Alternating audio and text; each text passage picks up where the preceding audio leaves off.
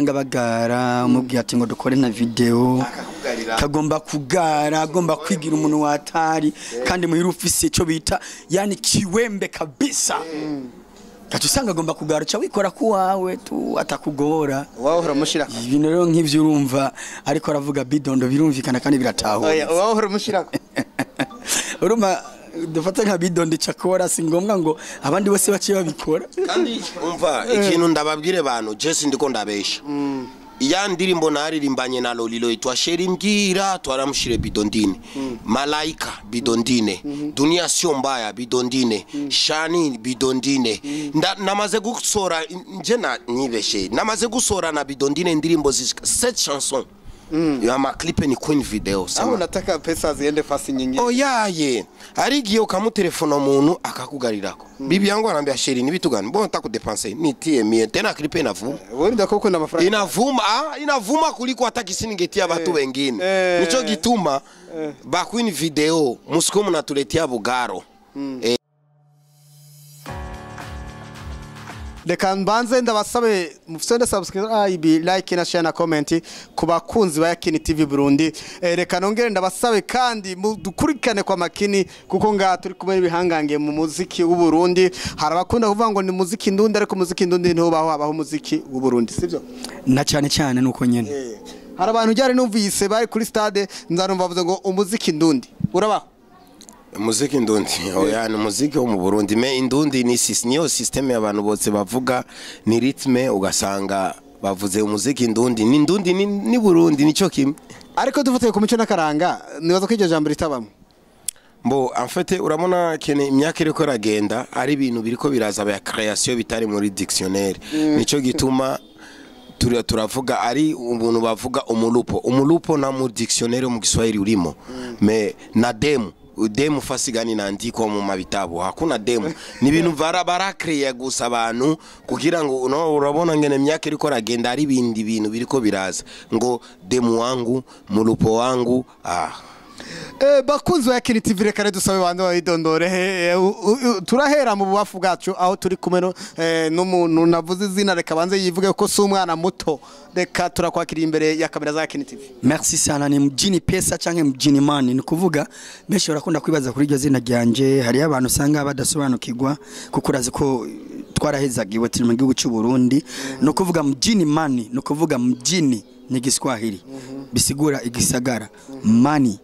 na utabizi na mafaranga nukuvuga mu gisagara na mafaranga mjini pesa mu gisagara na mafaranga nibaza ko bitahuritse niryo zina giwanje reka tugende mu bubafu mu buryo bwacu aho turi kumwe n'uwundi mu star ndagupinze umufonde twumve uwariwe nyimba ukunda gukurikirana umuziki w'u Burundi nawe akaba ari mu legend yitwa gute mu legend Numu legend, mu grand frère, ndamubaha aransumvye imyaka n'umuziki kugira ngo ndatangure kukurikira ibintu vya n'umustare wa mbere yasohoye clip ngaha mu Burundi umustare wa mbere ndamwemera vraiment Lolilo amazina yawe nawe ko ariko aradukurikirana tugomba yuko amenya uwo bariko arumviriza Ndibaza ko barabizi bidondo matungulu bitumbula generecha bidondo Unapenda vitumbua sana ndakundi bitumbura no mu gatondo ndakunda kumutuma bidondine bwana nilete bile bitumbura bya 500 mbali ile fasi uko na bidondine 1 na 10 na 7 na 10 ngapi ni wangapi abo bose gendas ni bidondine abo bose gusa ni bantu ni minwa y'abantu bananipangaga hivyo bidondine de na mimi nabitika hivyo lakini niko na mama watoto mama yake bidondine wa nyumbani mama batoto baine nishakuwa papa mubielewe reka duhindukire mu kubafu kwacu aho tubona ubustare wacu mwamwumvise amazina yiwe reka tumubaze tugomba kumubaza ivyerekeye igi concert bafise uno munsi mbega iyo concert yanyu yerekeye iyo concert yacu yerekeye no kuvuga n'umuntu yatwituye nk'abastar aravuga ati nshaka kugira anniversaire ya studio yanje nuguruye iyo studio rero muri make nico gituma turi ngaha kugira ngo tumukore Wanif nk'abastare yizeye kandi yakunze abona ko tushobora kumukorera anniversaire akaba yaranyumviye ko nanje ndarondera abastare bagenzanje ndarondera Bidondo turarondera Lolilo uyu munsi tariki 10 z'ukwezi kw'icumi akaba rero tugomba dukore iyo concert kabisa tunataka tuwashe fire mu ruziba ku mashuri aho bitakwa buyoya mu Nyabugete. Bakunzi ba Yakini TV reka nababwire ko ndabakunda cyane gose reka dusure mu kubavu kwacu Bidondo turayuka kubona indirimbo ashize ku mugaragaro indirimbo twabona abantu bagira indirimbo yitwa gute yitwa birashushe narakoze n'umupeti yitwa Skendo n'umupeti ndiko ndafasha kugira ngo na atere imbere mbo ni indirimbo nziza cyane ifite ubuyinga bwiza turashize mu buryo bukwiye vraiment nanje ndagyoherwa kuyibona gusa nanje ebona turitumiga kazi ya bien na mimi nimefurahi. Bidondo Bidondine wani none iyo abonye uri kuratambisha ugira nkuko ngo gwi nta kibazo bimutera mbo kuko nakazi amaze kumenyerera nawe yaratamba ari giye aratamba meke agiye ndiko ndasora clip mbo yari afisi probleme ya malaria gato yari agwaye ugasanga niyo gituma ni mutamubonamo me turafashana tumaze gusora clip zingana 5 na Bidondine ariko atigisha ya mu maklipe yanje ndamushira mu maklipe kandi ni Queen video wanje tumaze gusorana na clip nga 5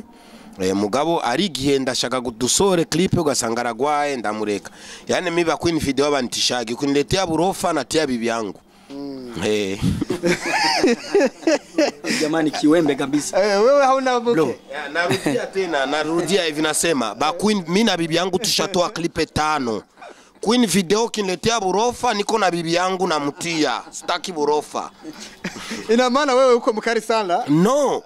ndafisa umugore man Johnny niangaike nyuma yenu ba Queen video waburundi nampigia masimu analeta mashowbiz namtia bibi yangu Bidondine tunatoa clip tena clip inapendeza kuliko gisi mwe mngentilia mafieri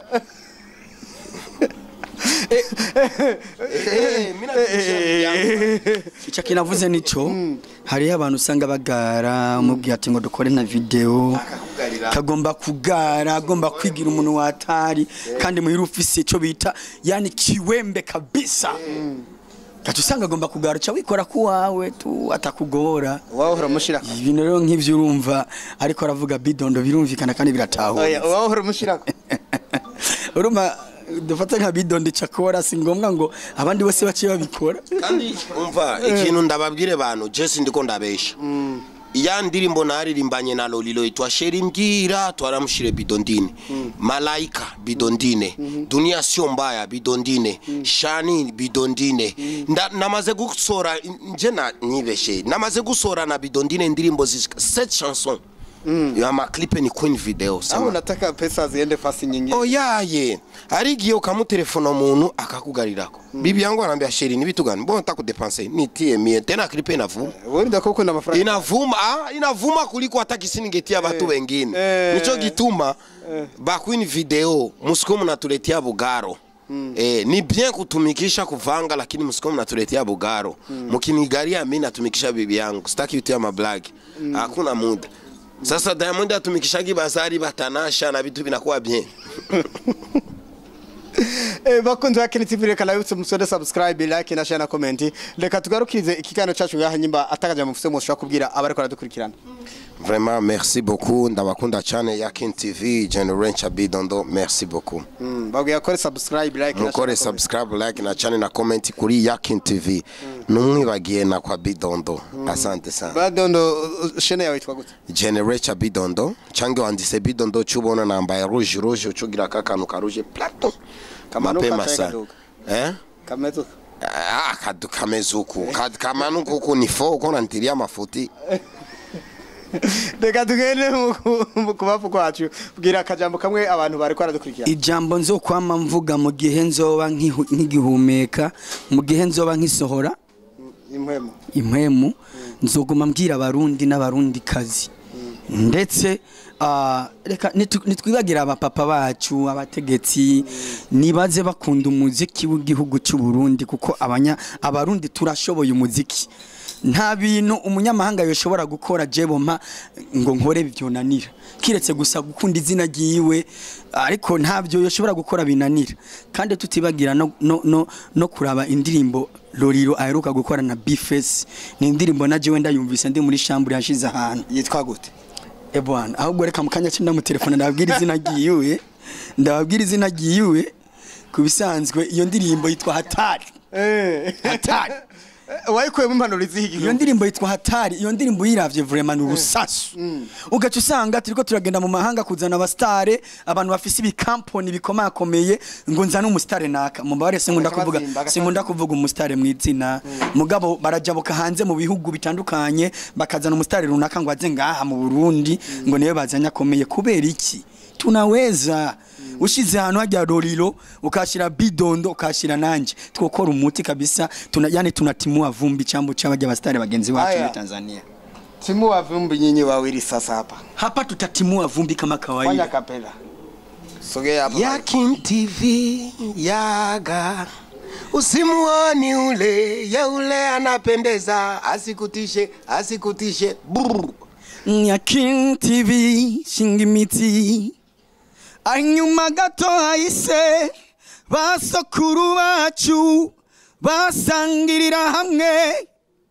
kumukenkumwe natwa uyu munsi ingo twicare hamwe dusangirire hamwe tutibagira abarundi ko bashoboye umuziki nabindi nuko nyene mutanga nuko rero muravyumvise yuko abasani bacu ari abantu batavyorosha cyane gose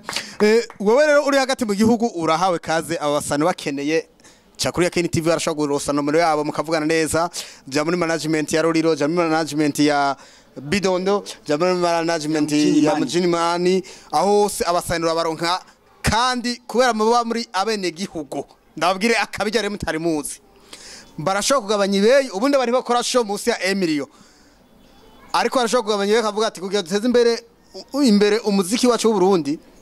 reka tubwire ku mafaranga ye hari ibindi mutari muzi ukeneye Lolilo rero Simba gangi umukeneye arashobora gufasha mu bintu bya clipe ibintu taruzi iklipe ikazara amavuta murazi mu gihugu cyacu cy'u Burundi ntawe akora clipe nziza ntawe vraiment niwe wa mbere no mu mahanga sindabona umuntu akora clipe nka Lolilo kiretse muri Amerika tu niho mbona bagerageza kugomba kumwigana mugana aho nyine sindabona umushikira aho rero hano bibaza ngo Lolilo ngo ntagikora cyane ahubwo Lolilo asigaye ari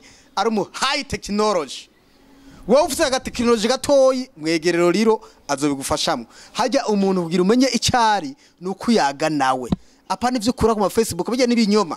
bazokubwira ko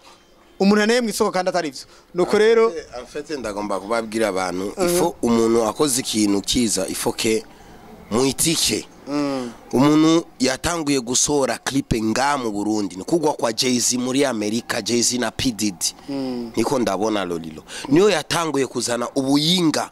bwo gusohora clip nga iwacu situlikuwa bashamba bitu ya maklipe tulikuwa tubijui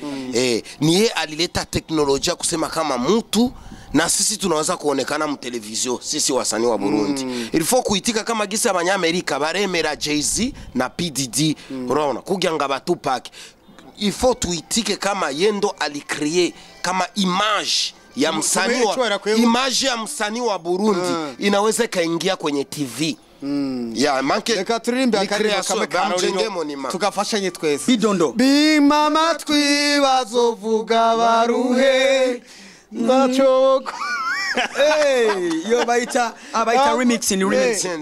bimama twibazovuga baruhe nakindi biyumvi rataruguteranya basomari nkwi bacanira amabuye naco bokora cyo tumaduhebana